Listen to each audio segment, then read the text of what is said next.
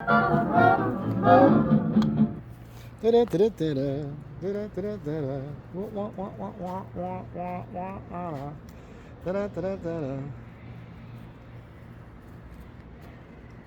flipped out this morning.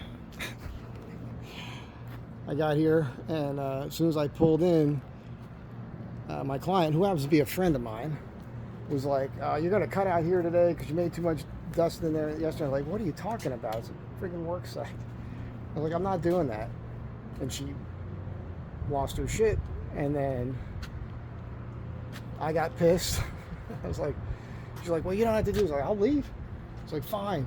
And I came out here and I tried to get in. She had locked the door, and it's so funny.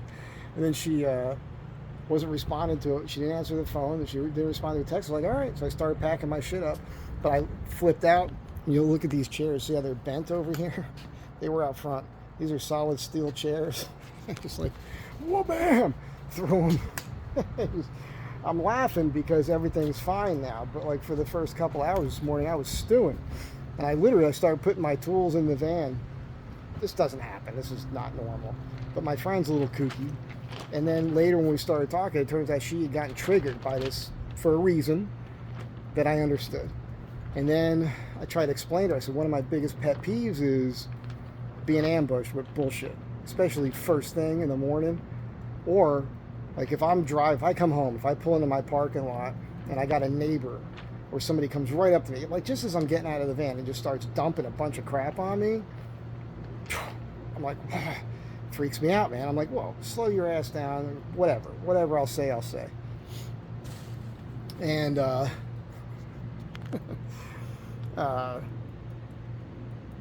and I was thinking about it, and I realized like that, and that was what happened. I got here this morning, I was actually in a pretty good mood, and I wanted to talk to her about a few things, but right away she hit me with something stupid, and then she wouldn't listen, which was very hard for me because it doesn't make any sense. I told her, it's like, I'm not gonna carry lumber from here all the way out to the front of the house, cut it out there, then carry it back here. That's a huge waste of time, and I'm feeling it.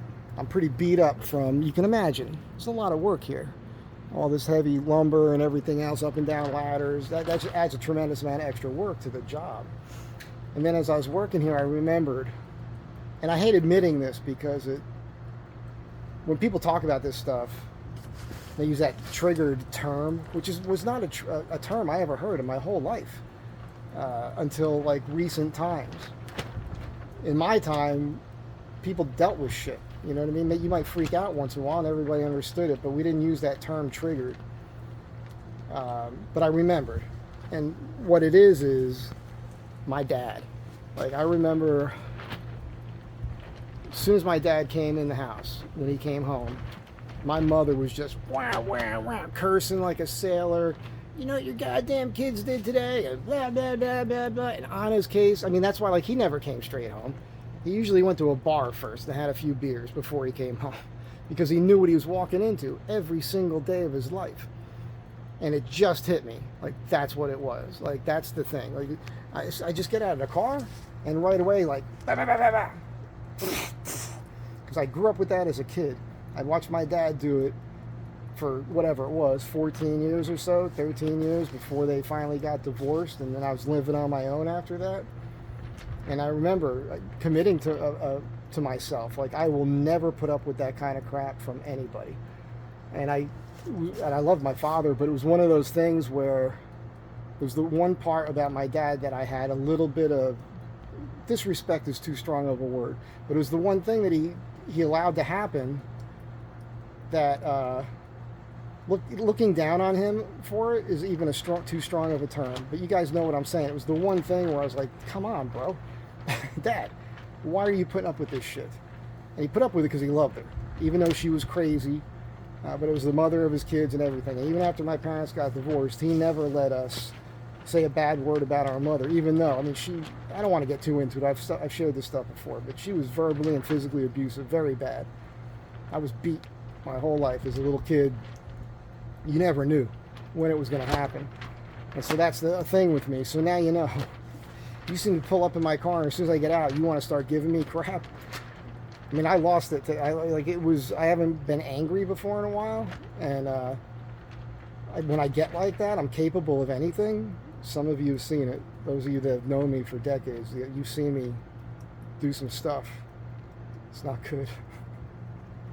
This is the first time I got pissed off like that in I can't even tell you the last time I got pissed off like that.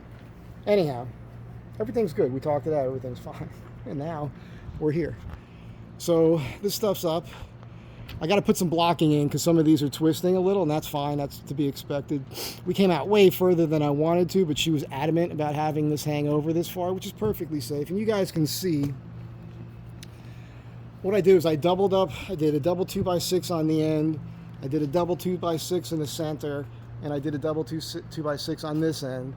And pulling 24 inches on center is actually from the edge of the ledger board, not from the edge of this, because I want that metal to hang over here a little bit. I might have to notch it a little over here, and that's fine. I still have to put my carriage bolts through here. These are plumb in both directions, which is nice. It's actually pretty stable. It doesn't rock too much. Can't get it to rock too much. But once I get the blocking in here, and the blocking is going to be put where my overlap is for my metal.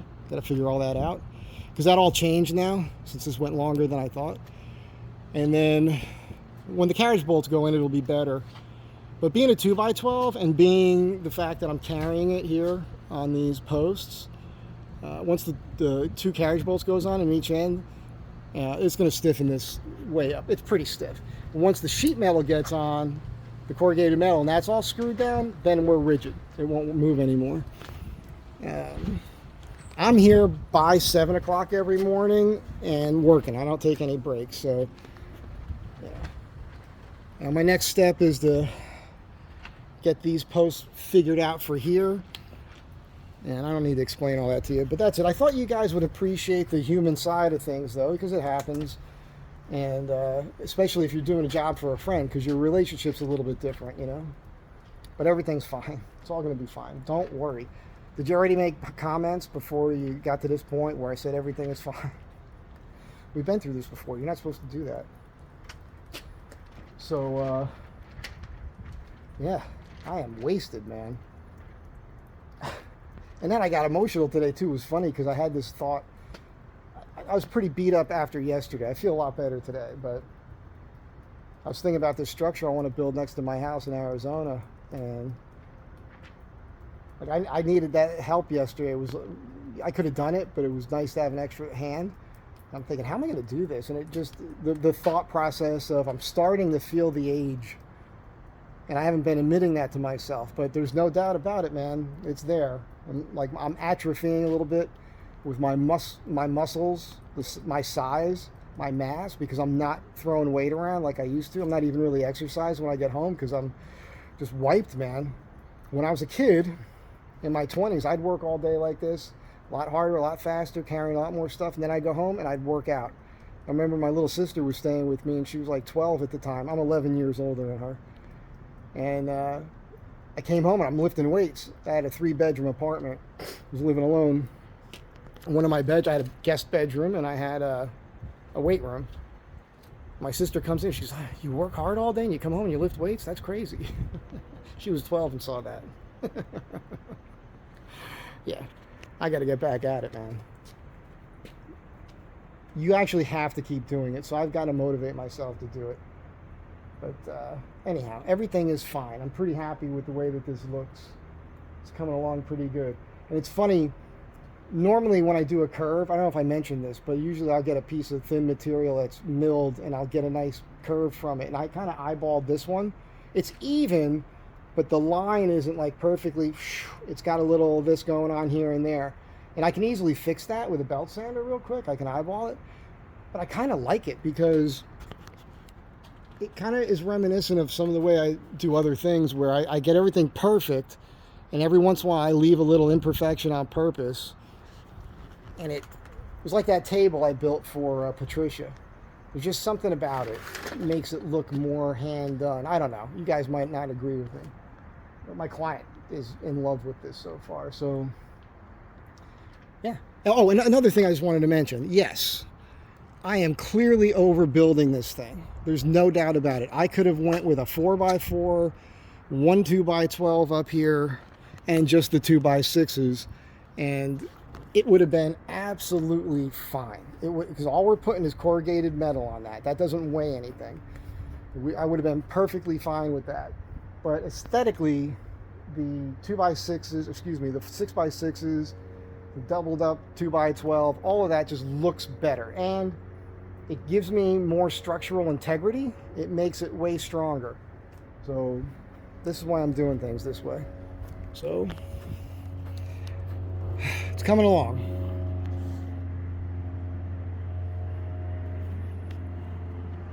We're out here by the airport too, so I get to see a lot of planes fly by. Anyhow, that's it for now. I guess I'll do these little vlogs for you. Maybe I won't even post it. If you're watching this, I decided to post it. I think the messaging about the whole triggering thing is important. You got to understand why you flip out the way that you do. It's usually tied to something. There's nothing wrong with admitting it. Yeah. Problem is you tell people, but they still do. They still pull the same shit on you. You don't feel like it's worth telling anybody because it doesn't change anything. So it's really up to you. You're the one who's got to handle it in the long run, and that's the reason why I don't like talking about it or admitting that it's a thing, because it's up to me to control it. No matter what external stimuli I'm affected by, I am the arbiter of my own bullshit, just like you are. So take responsibility for yourself and just understand what the hell's going on. That's it for now. You guys have a great day. Be kind to one another. I'll catch you in the next one.